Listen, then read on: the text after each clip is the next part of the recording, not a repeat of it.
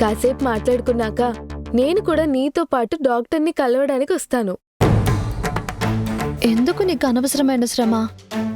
మా ఆయన ఉన్నారు కదా, ఆయన తీసుకెళ్తారులే. నువ్విలా నా చుట్టూ ఈ ఇంటి చుట్టూ తిరుగుతుంటే బాగుండదు మధు.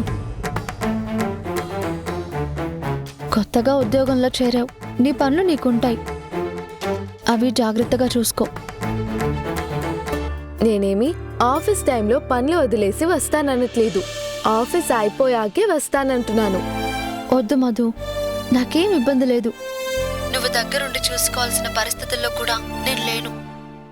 ఇవన్నీ చిన్న గాయాలే. నువ్వు నీ పనులు చూసుకో. నన్ను చూసుకోవడానికి ప్రణయ్ ఉన్నాడు. అలా కాదు, నేను ఇంటికి వెళ్తూ వెళ్తూ నిన్నొకసారి చూసి వెళ్ళాలనుంది. మరోసారి వచ్చినప్పుడు చూడొచ్చులే. ఆయనకి వేరే ఫోన్ వస్తుంది, నేను తర్వాత చేయనా మధు? సరే అక్క.